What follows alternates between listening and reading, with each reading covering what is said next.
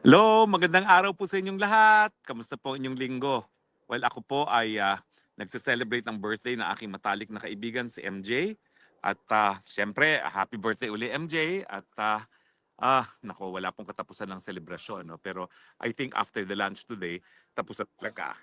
Happy Mother's Day din po sa lahat. Kasama na ang aking may bahay. Happy Mother's Day. Iwalay man tayo. Alam mo naman talagang you're always in my heart. You're always in my mind. And I'm so thankful that you are the best mother to our children. Anyway, napabalita na po no na nagbitiw na bilang abogado itong si Kaufman at yung kanyang kasama no na si Jacobs no. Well, bakit po sila nagbitiw? Kasi po natapos na yung kontrata nila no. Pwede ngang ma-renew yan pero syempre ang kliyente ay nagdesisyon na susubok naman sila ng ibang legal team. Ganyan naman po talaga ang pagiging abogado. No? You serve at the pleasure of the client. At wala namang dapat na ibigay na kahit anong dahilan kung bakit magpapalit ng abogado. It's simply a prerogative of the client.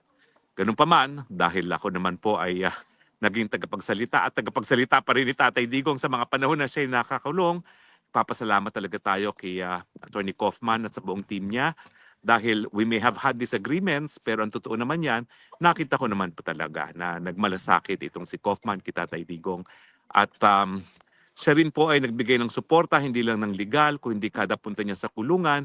Siyempre nakakausap niya si Tatay Digong, inaaliw niya si Tatay Digong and the whole nation, those who support Tatay Digong will always have this deep sense of appreciation for what Attorney Kaufman did. So thank you very much Attorney Kaufman for caring about Tatay Digong and for doing your best to defend Tatay Digong. It was a very tough job, but you did it so well and we will ever be grateful. Sinabi naman po ni Kaufman na ang namili na ng abogado ay si Ma'am Hanelet at saka si Kitty. Well, I do know na ang napili nila is a very, very capable lawyer like Attorney Kaufman. Ang maganda dito sa napili, meron talaga siyang record of having won cases no, in international tribunals, including a very celebrated case in the ICC. No? And we're hoping na dahil nga sa kanyang track record, makakatulong na mapauwi na si Tatay Digong at the soonest time possible. No? Anyway, the announcement will be made, I think, by the family kung sino ito. And I can only tell you no, na very, very competent, very, very successful defense counsel in international tribunals ang papalit kay Tatay Digong. Itong papalit po talaga, makakatulog ako na mabuti that they're doing the very best to bring Tatay Digong home.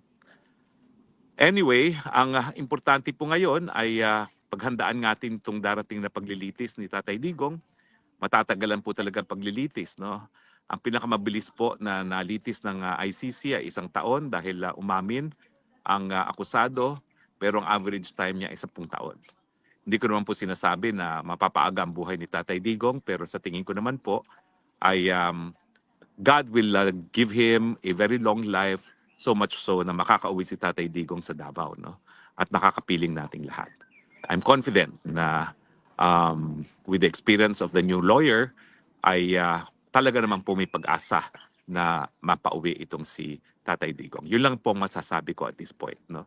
Na I have all the confidence in the new lawyer that will be assisting Tatay Digong. Ang importante po ngayon ay malaman natin na bago po magsimula ang trial ni Tatay Digong, kinakailangan munang matapos yung apila. Yung apila doon sa ruling ng pretrial chamber na confirmed ang charges. Now, ang naging apila naman ni Attorney Kaufman ay wala daw legal na basihan yung pag-finding ng sufficient evidence para magtuloy sa trial. Dahil na-dispute naman daw nila doon sa confirmation of charges ang lahat ng sinasabing ebidensya lamang kay Tatay Digong.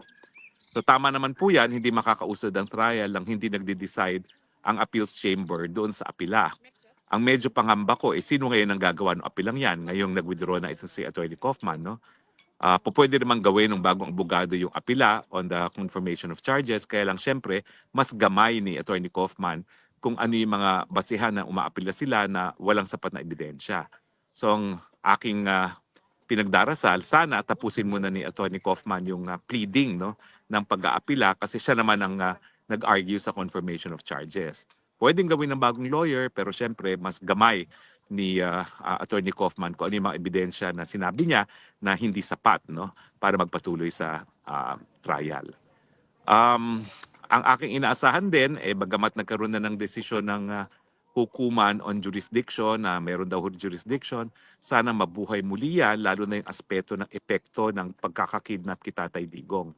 Meron na po kasi tayong informante na po pwedeng tumistigo, na ang sabi niya, pinagbigay alam daw ni dating Chief Justice Bersamin at yung dating head ng transnational crimes na ngayon na LTO chief na mali yung proseso na gagawin nila kay Tatay Digong na isasakay na lang sa eroplano at dadalhin sa The Hague. So ibig sabihin, nagbigay po na talaga ng warning ang isang dating Chief Justice at yung head mismo ng Transnational Crimes Desk na hindi po pwedeng idiretso si Tatay Digong sa Hague na kinakailangang iharap muna sa lokal na hukuman. Pero itong testigo pong ito ay nagsabi, kaharap siya. Ang sabi daw ni Marcos Jr. ay ibangag, hindi, isakay na yan, isakay na yan, isakay na yan. At kaya naman napilitan silang isakay. No?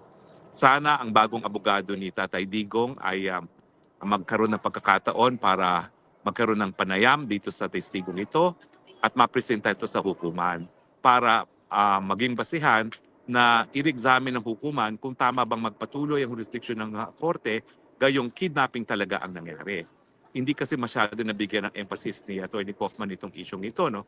At naintindihan ko naman kung bakit. Kasi ang posisyon ng hukuman, ng ICC, wala silang pakialam kung paano nakuha ang pagkatao ng isang akusado. Ang importante ay mabigyan siya ng patas na trial. Pero sa tingin ko, dahil nga po sa karapatang pantao, kapag ang jurisdiksyon sa pagkatao ay nakuha dahil sa isang illegal na pamamaraan gaya ng kidnapping, dapat mawala ang jurisdiction ng hukuman, sabihin na natin meron kang jurisdiction. Kaya nga po, kung magkakaroon ako ng pagkakataon, yan ang aking imumungkahi sa bagong abogado ni Tatay Digong, gamitin yung issue ng illegality sa pag-arrest para mabuksan muli ang issue ng jurisdiction. Ulitin ko po ha, hindi naman na talaga uulitin lang yung issue kung may jurisdiction pa. Kung hindi, ang ipipresent ang issue, anong epekto ng kidnapping. Ang sabi po kasi ng isang korte, South Africa Court, kapag ikaw ay gumawa ng illegal na bagay para makakuha ng jurisdiction sa pagkatao ng akusado, yan ay enough to decouple. Ibig sabihin ng decouple, mawala ng jurisdiction yung hukuman. At yan po yung pinakamabilis na pamamaraan para mapauwi si Tatay Digong. Hindi nga lang talaga tinanggap yan ni Atty. Kaufman. Yan yung sinasabi niyang crazy idea, no, na domestic legal remedy. Pero sa akin, kinakailangan talaga lahat naman ng argumento para mapalaya ng mas maaga si Tatay Digong magamit. At dahil meron namang fresh start, kung ano man yung hindi nagustuhan ni Kaufman sa akin, sana ay hindi naman maging dahilan para maging balakid na makonsidera yung aking mga proposal na posible naman na mapabilis ang pag-uuwi kay Tatay Digong. So anyway, maraming salamat po sa inyong patuloy na pagtangkilik.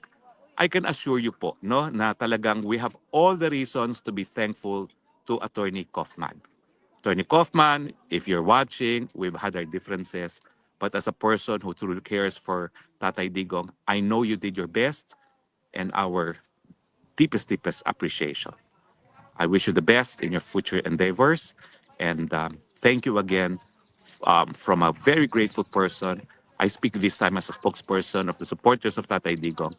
Thank you for for a very well done job.